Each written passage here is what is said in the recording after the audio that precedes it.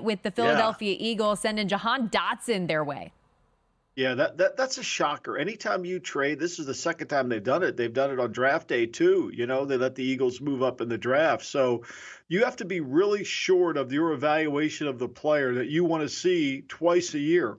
You want to see him twice a year and be prepared for the fact if he's successful, you look bad. Adam Peters, the general manager of the Washington Commanders, must really feel good about his evaluation of Dotson, which is only 2 years, 11 touchdowns. He's got a below 50% success rate, which is concerning for an outside receiver.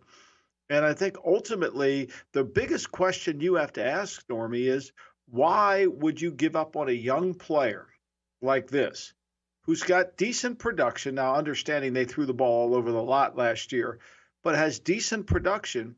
You have 3 more years minimum with him under contract, potentially 4. You've got 2 more years, and then you have the option, and then you have the franchise if you wanted to do that. So why would you give up on a player at 4 years at economic value for a pick that's going to be somewhere between 90 and 96?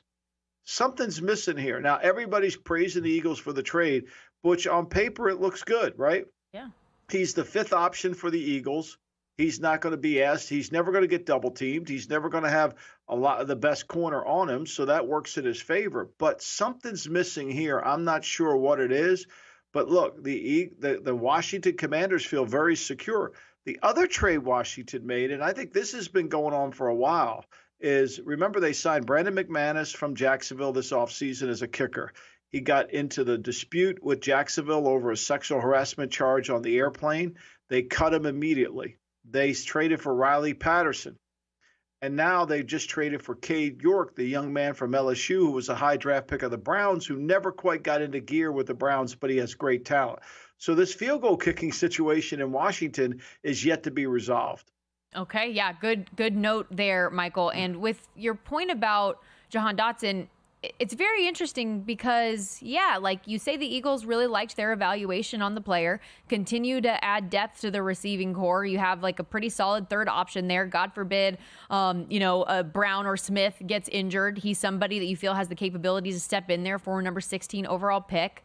But why would Washington be so willing to give up on a young player that they did draft so high as you're rebuilding with a young quarterback who's very talented? It's a very interesting dynamic here at play, but if he does end up being what the Eagles think he does, kudos to them for just continuing to bolster that offense. Let's go to Atlanta here, who continues to bolster their defense. We know the additions of Matthew Judon and Justin Simmons last week, and now we have a new second highest paid corner in the National Football League here with A.J. Terrell, he was a first round pick for Atlanta in 2020. And what we said earlier was that it's not that he has necessarily earned this contract to this point, but they have a lot of belief, it seems, in what he can be.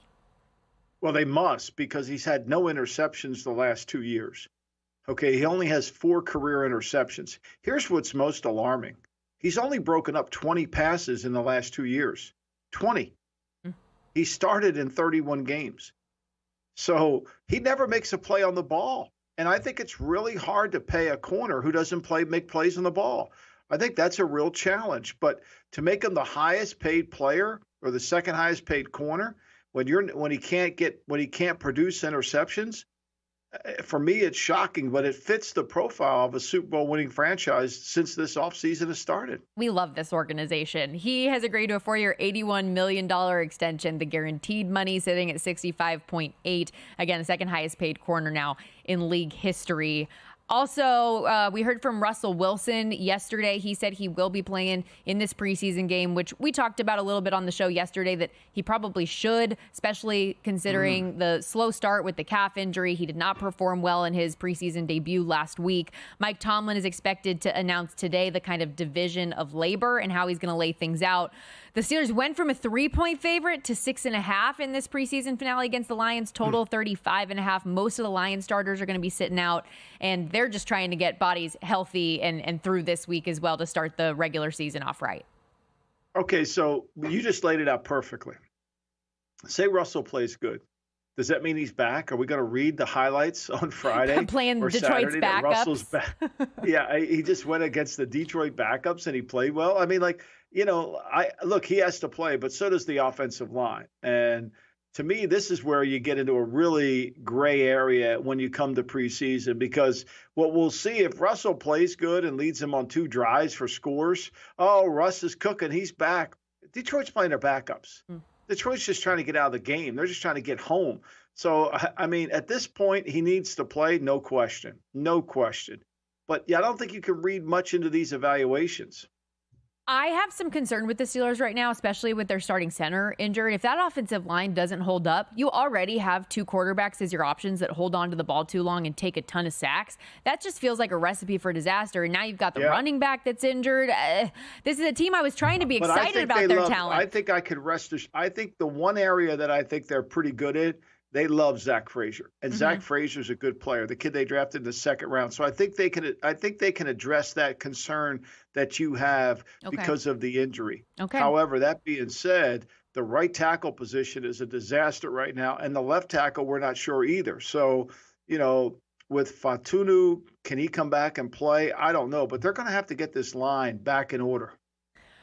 While that quarterback situation has yet to be resolved, although Russell Wilson is over a $3 favorite there, Justin Fields plus 300 to be the week 1 starter in Steelers country. Raiders head coach Antonio Pierce did make a decision there that it is Gardner Minshew. In terms of Friday's preseason finale against the 49ers, in addition to all of the starters sitting, they're also going to sit 2nd string quarterback Aiden O'Connell. He will not play. So the 49ers now up from 3.5 to 7. Their total down from 35.5 to 32.5, as San Francisco is expected to play a handful of starters, including Brock Purdy. Yeah, well, the San Francisco is trying to get their team going because they've had such a discombobulation of a preseason with all the injuries. Not the holdouts. The holdouts are separate, right? The receiver and Trent Williams, that's separate.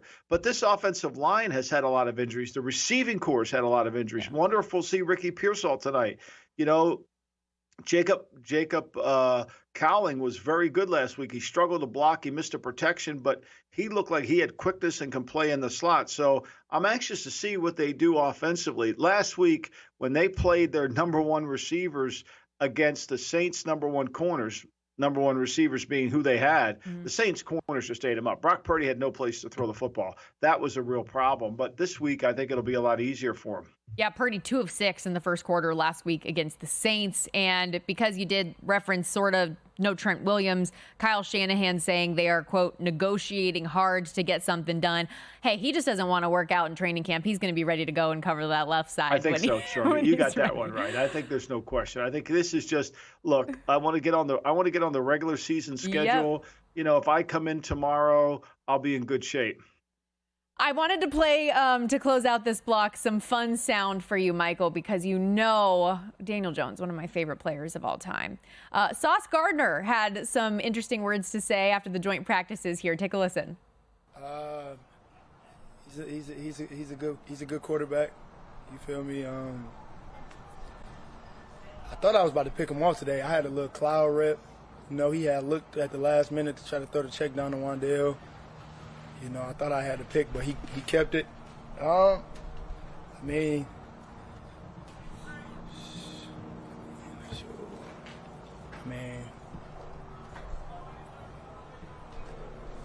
the competitive periods, it was very competitive, man. It was great. Like, I had fun out there today, I don't really know what to say. For our radio audience, I'm a big body language person, and the fact that he had such a big smile on his face when he was saying, it's competitive, and that he said he's having fun, I feel like that's pretty telling. I think what he did was what we were taught in kindergarten, Stormy. If you don't have anything nice to say, don't say it. And I think he just was hum-da-da, hum-da-da, hum-da-da. I'm not going to say anything. He didn't have anything nice to say, so he didn't want to create a headline. And what he did was he created a headline by not saying anything. I mean, I think that clip there, if I were in the Giant organization, that clip would bother me more than if he came out and said, man, the guy ain't any good, because he doesn't want to say it, but he said it. I was cracking up the first time that I saw that earlier this morning. I was just like, he is trying so hard not to say something mean right now. Like you can just tell he's just everything in his soul. He's like, it's competitive. We're having fun out there. Yeah. That's not what we asked you. That's not what we asked. We asked you, is any good? You won't answer. That's a non-denial denial. Yep. The Jets defense, by the way, should have reason to be pretty confident right now, considering Aaron Rodgers has said this is one of the toughest training camps he's been a part of in the last 7 or 8 years. The defense has been playing pretty tight, high expectations for that side of the ball as well, and not as many injury concerns on that side of the ball as we have offensively. So that'll be a big part of what the Jets could do this year if they're going to have success. Season win total for New York, 10.5, and the other New York, 6.5. So you can tell the expectation's a little bit different this year. We're going to hit the break here. When we come back, I am particularly excited for today's No Way, No Doubt. I think I've got some good subjects for you. I put a lot of work into this, Michael, so get excited. I love it. You always do. I appreciate you. We will be right back. Do not go anywhere. No Way, No Doubt coming up after this.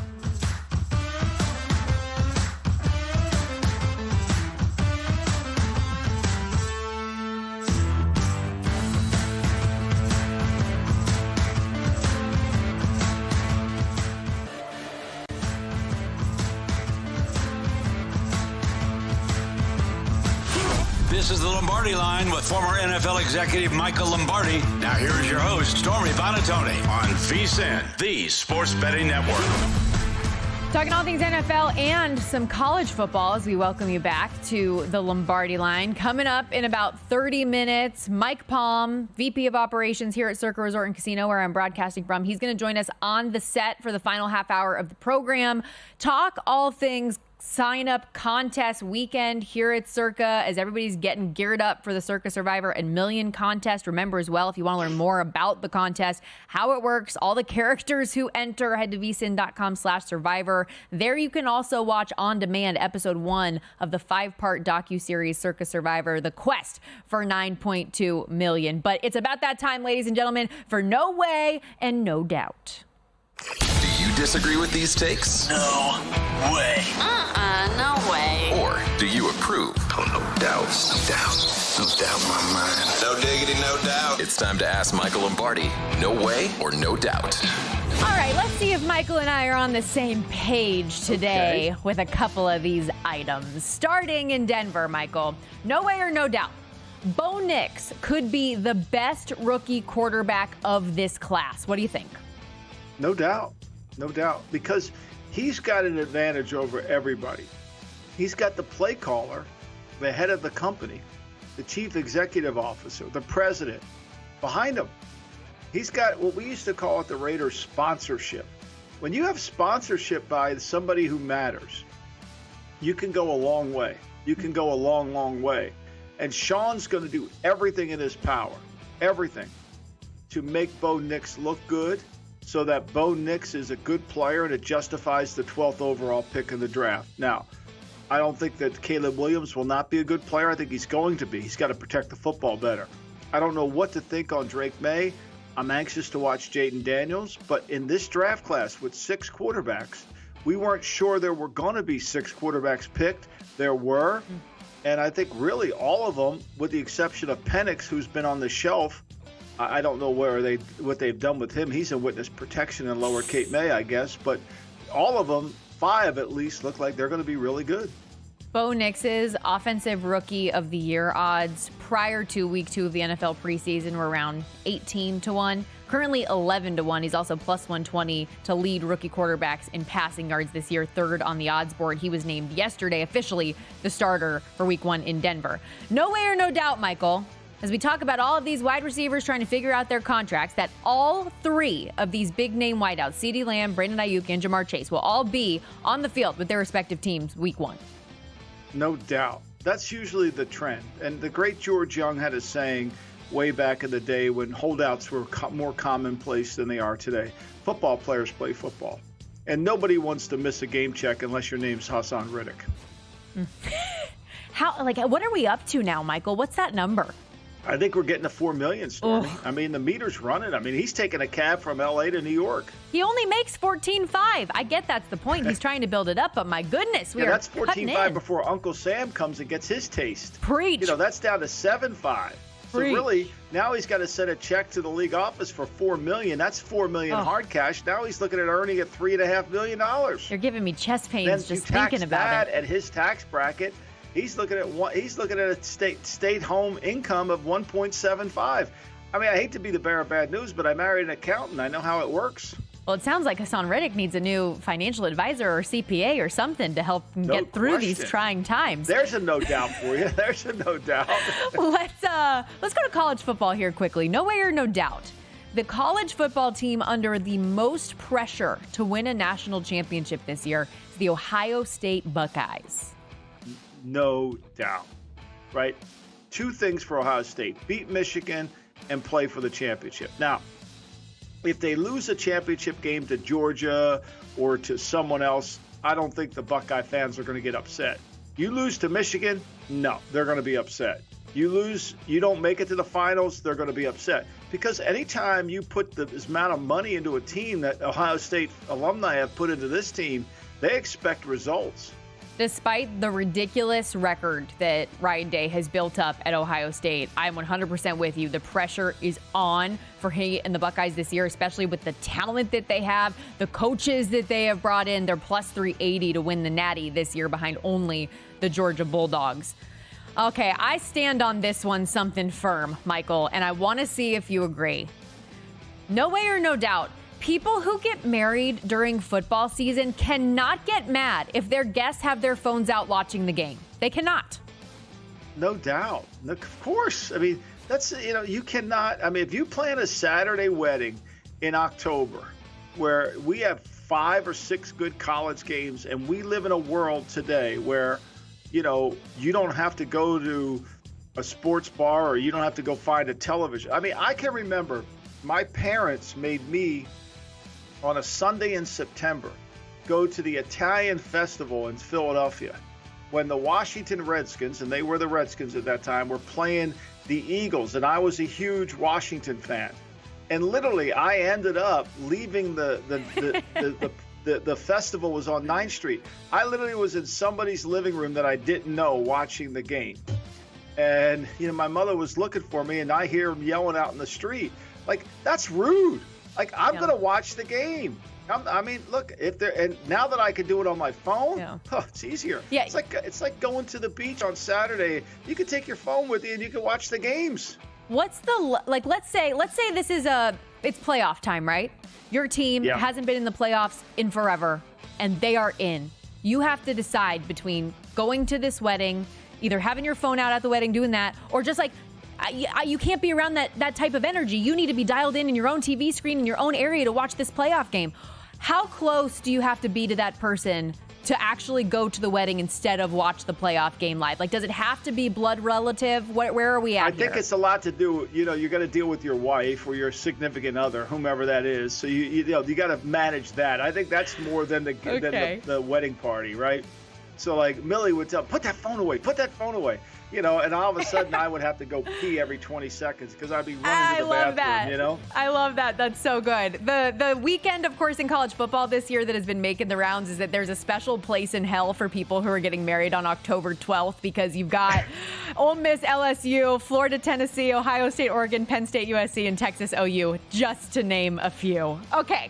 Back to the National Football League, Michael. No way or no doubt, the Dallas Cowboys will win another Super Bowl in Jerry Jones' lifetime. Oh, that's a hard one. It's tough to say no way because, I hope he lives for a long time. He's a wonderfully nice man. And it depends on, I would say as it is right now, no way. Oh. That's not what Jerry wants to What hear. do you say on that? That's a hard one there. I'm not, that's a hard one. Michael, let me just say this. History has proven since 1995 he's not been able to do it. That's what I was going to say. I was like, the last time that they found themselves in that situation, I was 3 years old. So I have zero experience having seen it. And I'm a see it to believe it type of gal. What can I say? They are I agree with 7-1 to win the NFC, 19-1 in the Super Bowl odds. And that is a bet that I would not be touching with a 10-foot pole. Me too. No way or no doubt. It would be a mistake for the Steelers week 1 to start Justin Fields. That's been the talk of the town lately, is that Justin should be the guy. What do you think? I don't think that, no way is that a mistake. I think Mike Tomlin's a seasoned coach, and I think all indications are that Russell, for lack of a better way, is a little gun shy. He's gotten hit too much, and his eye level's down. It's been down for 3 years. I think you have to believe what you see. Russell, it's like the boxers, Somebody sent me this thing about Teddy Atlas. He talked about boxers. The last guy that knows the boxer career is over is the boxer. And I'm a little bit concerned that Russ can't cook. I don't think he's a line cook. I don't think he's a gourmet chef. And I don't even think he's working at Burger King anymore. That is a damning critique, Michael. The evidence is in my favor, Stormy. You're not wrong. For 3 years, even when they made that trade, when George Payton made that trade, he was on the other side. His yards, he rushed for 120 yards that year. He didn't run, and his yards per attempt were coming down. Like, as Parcells would say, when a player shows you who he is, believe him. No lies detected, Michael. Russell Wilson, by the way, minus 425 to be the week 1 starter.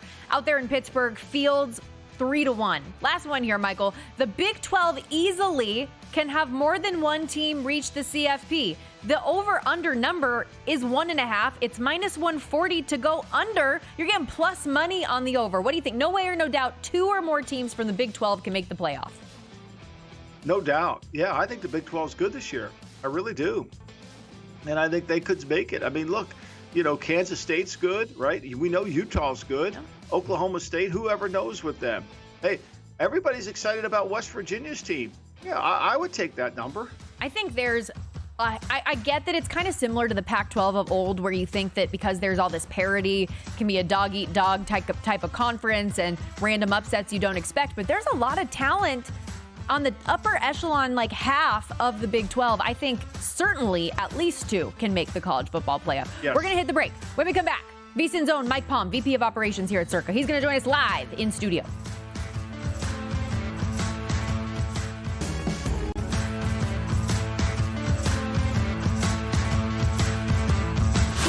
This is the Lombardi Line with former NFL executive Michael Lombardi. Now here's your host, Stormy Buonantony, on VSiN, the Sports Betting Network.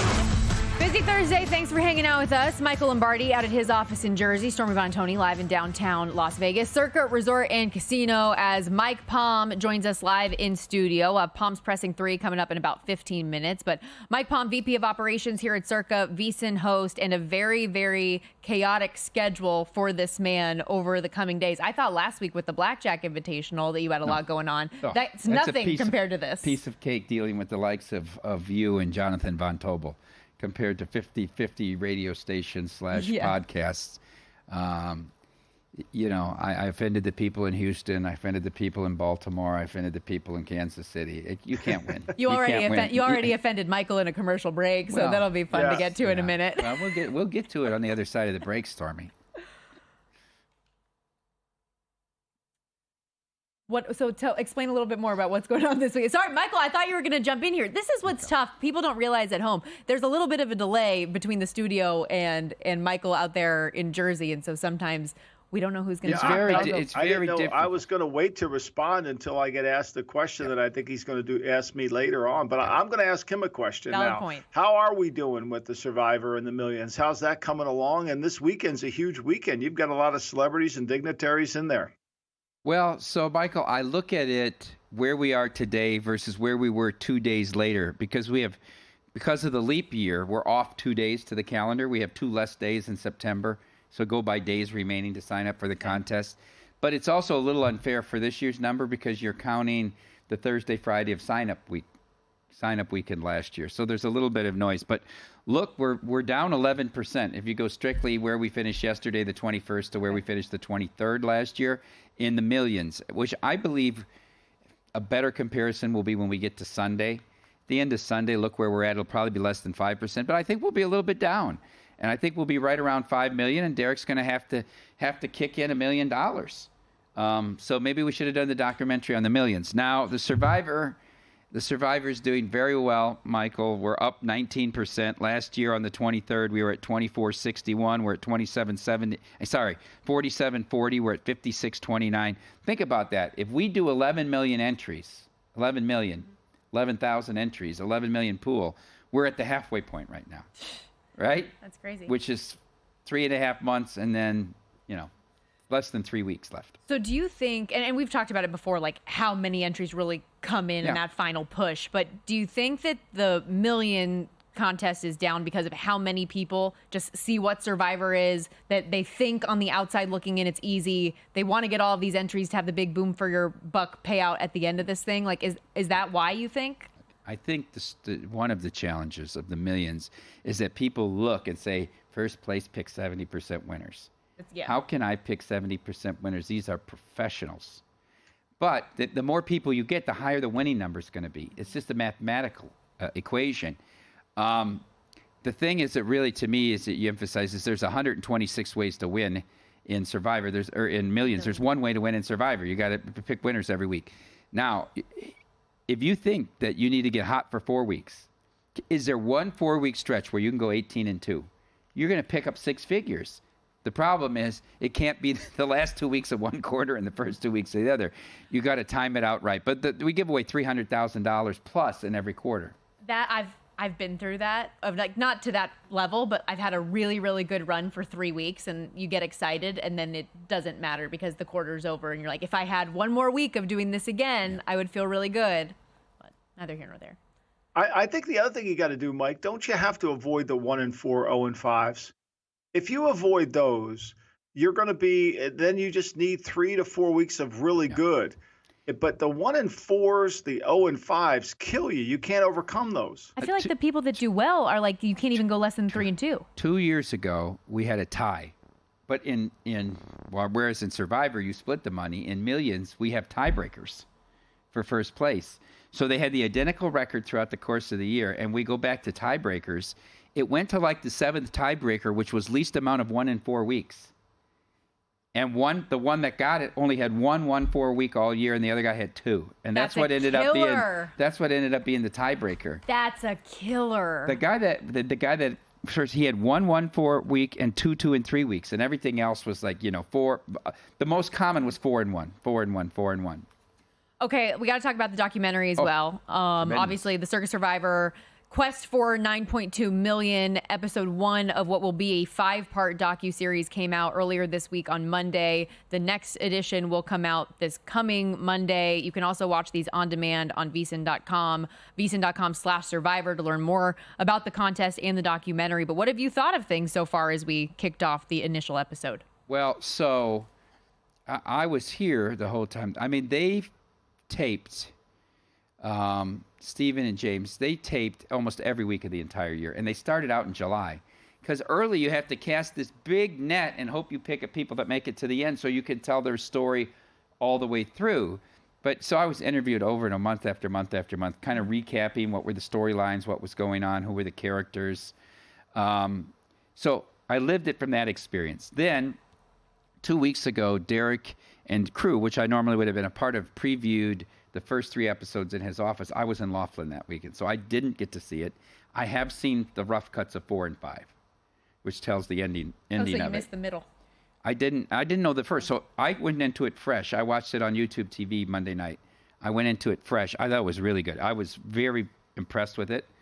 And remember that first episode, they've got to sort of set the background because you want a wide audience. You're not going to understand what is Survivor. Mm-hmm. What is Circa? Mm-hmm. Who is Derek Stevens, right? They've got to tell those stories. So I thought they did a really good job. Somebody I never met, so this is a spoiler for the next week. She didn't make it to the end. But the Sunday school teacher, that they had her like 3 times in that first episode, who teaches Sunday school and then comes for the 1:30 kickoff. She was a very interesting character that I didn't know from it. I thought the role of several people here at VSiN was very good, was very well done. I thought Gil was very good. Gil's a very good speaker. Gil was very good. I thought it was funny how they had Michael's favorite pro-bettor, Bill Krakenberger, and Gil juxtapositioned early in the episode where Krakenberger saying, this is how you have to play it, and Gil saying, nobody knows anything. And then they joined together at the Italian-American Club later in the episode.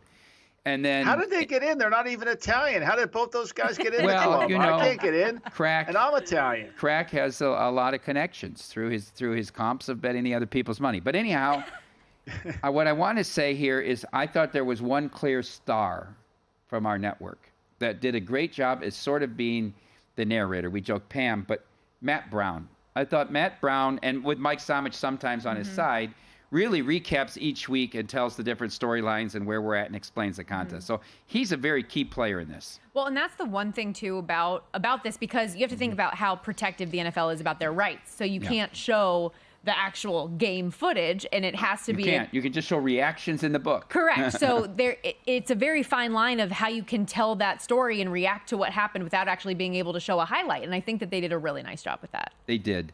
They did. I thought the graphics were good. I thought it was easy to follow. And the explainers, as you mentioned as well, like what is a chop when we get to that. But meanwhile, I mean, you think about this contest, there's multiple weeks when more than 50% of the entries get eliminated. It's really funny. I wish they would have taped a few years ago. They could have got Get Rich with Rich Bonatoni screaming at Derek Stevens about the rule about ties and how you're eliminated with ties. I mean, they could have had 30 minutes, their own episode of Rich passionately discussing the rules with Derek. Michael, you know this as well because I have complained about it, and I actually had to tell my dad when he came to town this past weekend for the Blackjack Invitational. I was like, Dad, if you see Derek Stevens, just do not bring up Survivor again. I can't take this. Love the man to death. But we had a paired entry. We only did one the first year we did Circa Survivor, and we lost during that COVID season when the Steelers, we found out Big Ben had COVID and wasn't going to be playing after we had already submitted our entry, and they end up losing on a tie to the Lions. And my dad was very bitter because you're very bitter. Very bitter. He called Derek everything but a white man. Please. Oh, it got ugly. Michael, it got ugly. Michael, come on. Well, I mean, I don't know how you can argue that a tie, you stay in the thing, that you're not eliminated. I have a hard time understanding that. He wasn't mad about the tie. He was mad about the submission time when we had to do it when the teams hadn't announced all of their COVID because stuff. Like 20 minutes after they entered their pick, then Roethlisberger's out. But if you move the deadline back, what are you going to have it? At kickoff at 9 a.m. on Sunday? I mean, you can't. There has to be a line in the sand. The entries have to be in at a certain time, but Rich wasn't hearing it. Listen, I don't want to go back to that time. All right, it's a lot of pain that you're bringing back for me right now. I already signed up for a couple of my entries. I think I'm going to add in one more, but I'm in positive mode. So don't bring me back there, Mike. Michael, why is he doing this to me? I thought we were friends. I don't understand it, but he's got something in store for me, so we're going to find out if we're friends. He's very bitter today. I don't know what's going on. Leave Rich Bonatoni out of this. He's healed. We've healed those wounds. We're going to take a quick time out here on the Lombardi Line, but when we come back, it is time for Palm's Pressing 3. And so Mike Palm has a few very serious questions that he's going to fire at Mr. Lombardi, which you will not want to miss. We'll be right back. This is the Lombardi Line on VSiN, the Sports Betting Network.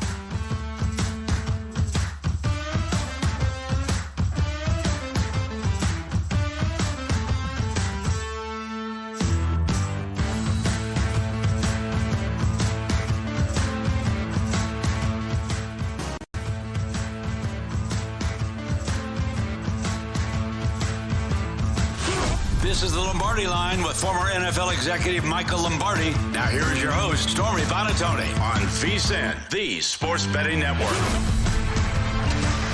Pressing? Yes, I say it's pressing.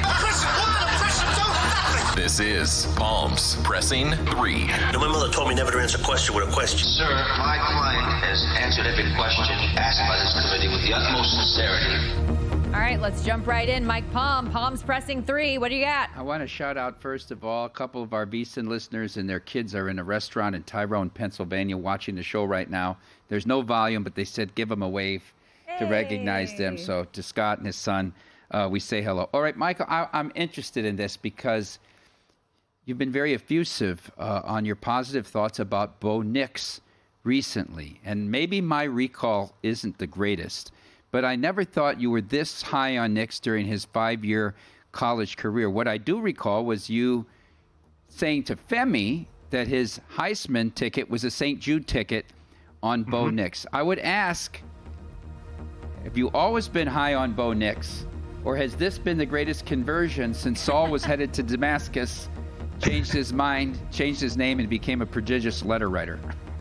Well, I don't think you can connect two things to one. So my reaction to Femi was basically the guy's out at Oregon. He's not going to win the Heisman. Everybody's asleep when he's playing live at 7:30 at Eugene. Nobody knows who he is. Nobody will understand him. People remember him from Auburn. So that was a separate issue. Never, and you can go back and listen to the pod, never said he wasn't a good player.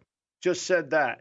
Now, I will admit, I never thought he would be a first-round pick. But what I think Stormy can validate for me is the fact that what I have been effusive in terms of praise is the combination of the two. First of all, on draft day, sitting right where you are, we were very strong about 6 quarterbacks going in the first round. We predicted Nix would go 12 to Denver. And that love affair between Sean Payton and Bo Nix is what I am really talking about. And it lends itself down a road that is more about team building. It's about scouting than it is about a love affair for Bo Nix. The point I'm trying to make is you need a connectivity. You need a coach and a personnel guy to see the game, to understand what the positions needed for the qualifications for the position, and how you're going to develop and how are you going to enhance the player's performance. And I think Sean dots all those I's. He crosses all those T's. And that's why I've been so high on Bo Nix. That's why I felt like he would always start for Denver. And I have tremendous respect for Sean Payton going back to when we first hired him in Philadelphia, when he was driving his car from Northwestern to Maryland to take an assistant coaching job, and we diverted him to Philadelphia to hire him as John Gruden's assistant. So I believe in him as a coach, and I believe in his ability to develop talent. And it goes back to a line that I've often said on this network. I've said it on my podcast. Very few people can coach a quarterback, and even fewer can evaluate him. And I've always said Sean Payton is one of those guys that fit. I want to follow up on that, a question about Payton. How much of Drew Brees was Sean Payton, and how much of Drew Brees was Drew Brees? He was 21 and 11 his last 2 years with the Chargers before he went to the Saints. Yeah, I think what he did for Drew was enhance Drew, right? Now, remember, I know he was 21 and 11, but remember, he got beat out by Doug Flutie at the Chargers. You're right. And again, and this lends itself to the whole essence of this conversation. Is sometimes we judge quarterbacks because guys that can't coach them are coaching them, and they get lost in the shuffle and they get told poorly. Look, let's take Mac Jones, for example. Mac Jones was rookie of the year, took a team to the playoffs with Josh McDaniels. With Matt Patricia and Billy O'Brien, he was a disaster with a capital D, right? He was a disaster. You can blame a lot of different things, but there's evidence that he was good with Josh, and there's no evidence that he was good. Now, he may be good with Doug Peterson. I don't know. But I think that position, more than any, that's why I don't want Drake May to start. I want Drake May to learn and grow so he doesn't get off on the wrong foot. Because I think that coaching staff, the decision-making in New England is problematic, and I've seen it happen too many times around the league. To your point, I'm going to keep going down and beating this question. To your point about the quarterback-coach combination, evaluate the one in Dallas with McCarthy and Dak. See, that's a good one because I think Mike can coach the quarterback. Mike's got a high win percentage. He's won a Super Bowl. Mike's qualifications as a coach, no one at our network would agree with this. They would think I'm crazy. But Mike has the credentials to get himself into the Hall of Fame by wins. Now, you could say, well, that was Aaron Rodgers. Well, okay, that was Aaron Rodgers. But all you guys, especially people at our network that are in the analytical world that think Kellen Moore's the greatest coach since Curly Lambeau, he had a better year with Mike McCarthy coaching than he did with the great Kellen Joystick Moore. Mike McCarthy understands how to coach a quarterback. Put Rich Gannon on this network and ask him who he thinks is one of his best coaches that he's ever had. He'll answer Mike McCarthy. People will laugh when he says it, but that's what he'll say. So I think, to me, Mike gets a bad rap. Mike has a media thing. Now, is Mike a good game manager? No, I'm not ready to go there. Is Mike an elite decision maker when it's crunch time? Not ready to go there. But offensively, you cannot argue with that Dallas performance last year. Plus 124 in the first half, been able to play from in front.